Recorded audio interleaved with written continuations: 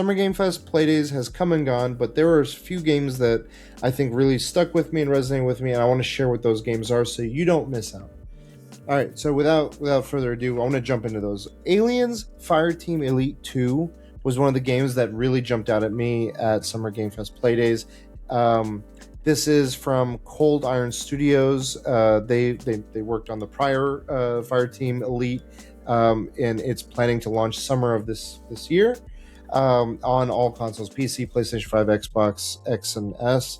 And it's a cooperative third-person shooter in the Alien franchise. If you look at Alien Isolation and you think horror and the quiet kind of immersive space, this is horror in the they are swarming us and jumping over all of our bodies and trying to just go commando. It's very much Aliens, not Alien in tone. And again, it's very much tried and true from the previous one. But what I dug from it was how well it kind of. It wasn't just, hey, here's horde mode, here's shooty, go berserk, have fun. It was so much of like, I want to work on my character. Like there was a class system, so you can play as an engineer, as a medic, as a field ops. There's so many different classes that they had available, as a duelist. And as you play mission after mission, or however much you do of any kind, when you stick with a specific class, you level up specific abilities or perks or stuff that's unique to that class, so that when you're going, let's say you're playing with your buddies and like it's one group of friends and everyone's got a specific kit that they're really specialized in, but 2 of you or 3 of you may be like, hey, we all like really specialize in engineer and we need a medic. Like we have no one covering us. If you have been leveling up your medic class with maybe on your own or with other players or something, then you can be like, hey, I'm going to swap out. I'll play as the medic and I'll jump in and serve that role for the team. The team comp is so well suited to helping each other. I like that. I like that a lot. I really like the take an action game like that and make a RPG mechanic that just makes sense. It doesn't need to go deep. It doesn't need to be like stat points or anything. It just needs to be, hey, here's some abilities that you now get to tinker with that other players in your team don't. It's not a hero shooter. It's kind of like this weird in between, and it fits the world of Aliens so well. I think that world is so ripe with a lot of fun, and it kind of hits that itch too of what I like of Helldivers. I feel like in Helldivers, folks just kid out how they feel like, oh, what different things are you going to launch in with? Like, are you doing the napalm strike? Are you doing the laser? What's your weapon loadout and everything? And I think that game is still fun. This is now just another game in that kind of way that I think offers a lot of fun with it. So Alien Fireteam Elite 2 definitely was on like my list of like, I want to play more of this game so much. Okay, the next game I want to talk about is, man, this game was one of the ones I think I was looking forward to the most entering Summer Game Fest, and it did not disappoint. This is Mr. Records. This game, just like from the look of it, from the tone of it, from just every which way you flip this, I want to make sure I find the team. Mr. Records by Glee Cheese Studio and published by Wired Productions.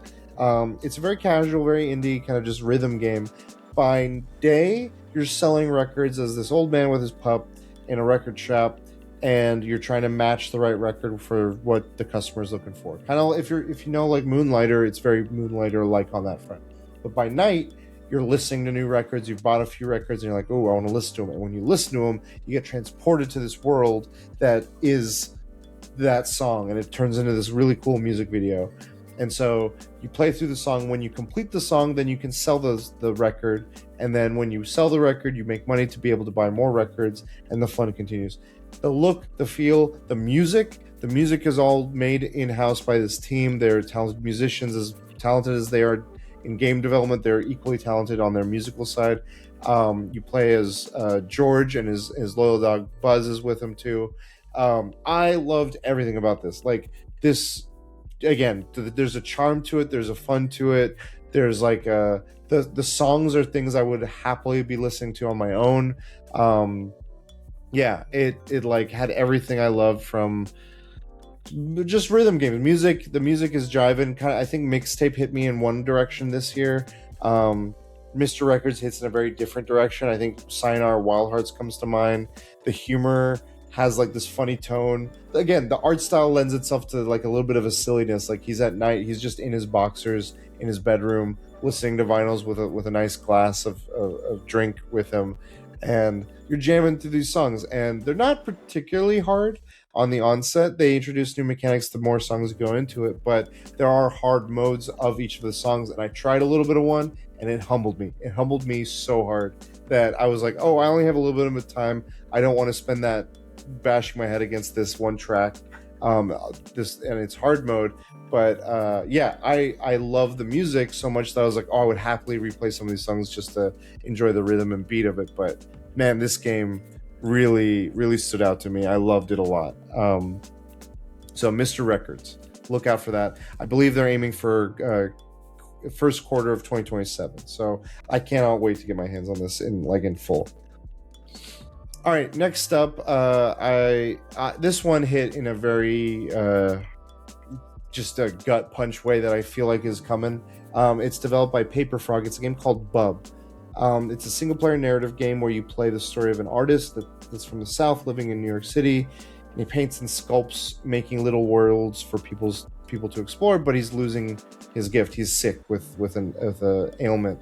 And he's turning his memory. This is kind of the story of this artist turning his memories into art while he still can, and kind of living through that. And so it's a bit of this interesting kind of autobiographical kind of gameplay of a real story kind of translated into a game design, and in unique ways. Like the artwork, each, like you'll have one scene in watercolor, another scene in pastel, and another scene in acrylics, and like it feels like living artwork. It's such a beautiful looking game, and it play like I was initially unsure, I will say, I thought it concept was cool, the artwork was cool, but I didn't know how that would translate to gameplay or game design. And I felt like it hit what it needed to hit with the two and a half memories that I got a chance to play a little bit of.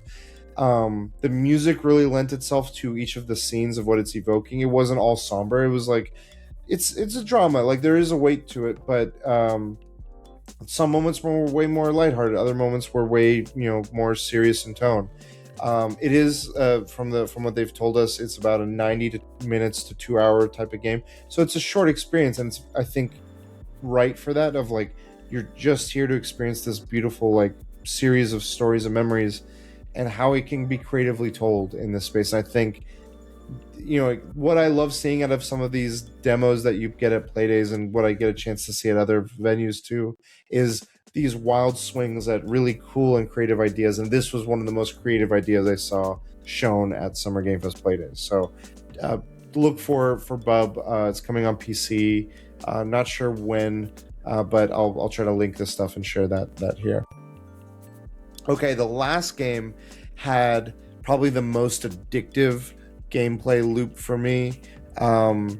This is by the team at Messhoff. They are previously known for covering or developing the Nidhogg games 1 and 2, and then working on Wheel World, which I talked about earlier this year with Is This Sea Taken, of games that like are just fun to play and not have to worry about finishing. This is another game that I feel like I don't have to worry about finishing in a weird way, but that's not what drew me to it. This game is called Blood Dungeon, and Blood Dungeon is so addicting. I've installed it. There's a demo out now, so you should be on the lookout. Go to Steam, play this demo, play it. Oh my god. It takes the Vampire Survivor kind of already addictive mechanics and gameplay style, and then does this zany, silly tone to it that I just loved. You see the trailer, and it's this like little character flailing his arms, and then there's like a naked dude with guns that you can, a buff dude just running around, or like the spider-like guy. You can play as all these different characters, and each of them has different attributes that lends itself to surviving this blood dungeon. But it's essentially a Vampire Survivor with platforming, and you're kind of in this Pac-Man-like level, and you're just surviving, and you're doing it in the silliest, zaniest, craziest way. Everything about it like focused in on that tone and design and intention, and I think in the best of ways. Like the music is operating at this rhythm and pace and style that is kind of very fast paced, kind of like that high beat techno stuff that your house music. I may be butchering it, but you'll know it if you hear it. Like I always remember related to Adult Swim when it was on the commercials, like the fast paced kind of like hi hats and everything. It's playing that kind of music as you're just zooming through, and then you got the silly aesthetic of the art style and like the looseness of the flailing arms and everything, and then the abilities that you have on top of it too. Every time you get a new ability, it's like fire out your ass or a bunch of other things that like are akin to that. It's so fun and it's so addictive, and it's like I could not take my eyes off the screen. Loved every minute of my time with this demo. I got a chance to play, like I went through like 3 or 4 runs of it, but only one of them I was able to complete with the boss fight. He did say, while I was impressive, he in the demo he had there, they had unlocked a lot of the more like available cool stuff, so I had a full toolkit. When I tried the demo at home, it's way more like, hey, you're starting at the ground going up, which you unlock things, but that's the fun of it, is like you just keep wanting to play. You want to play, and you enter this flow state that you just absolutely kind of get locked into with so much of everything leaning you into that flow state. It ruled. I highly recommend it. Blood Dungeon by Messoff. Check that out. Check all these out. Honestly, they all rocked. There were so many demos I got to play. Control Resonant. I would have added Control Resonant to this list. My only caveat is, while I was lucky enough to experience it, and I can talk to you a little bit about it, I didn't actually get a chance to play it. I was fortunate enough to join a friend I made there, who we both kind of was like, hey, we get a window. There was an appointment for someone else that got canceled. We got to jump in, and we had a limited time, and only they got to play it, and I got to watch. And that was like, hey, I'll take it. I want to see this game. I loved everything of what I saw of Control Resonant, but I didn't actually play it. So honorable mention, but I can't speak to it. I am very excited for it. That trailer, that music for that trailer has its hooks in me. I am very stoked to get my hands on it, but that was one of the games I really, really dug, wishing I got more of time with it. But yes, everything I just talked about highly deserves your attention. You should definitely check it out. Summer Game Fest Playdays, thanks again for inviting me out. I got a chance, it's something I don't take for granted. Really cool venue. If any of this stuck with you, please go wishlist these games. These games, it's very difficult getting found on Steam, or just having your game be found. More games are being made than ever, and so the difficulty is being found. Wishlisting helps devs get their games shown more. It shows it to the right people. It elevates it when something really speaks to someone. So if it does speak to you, wishlist the games. Until next time, we'll catch you on the next save point.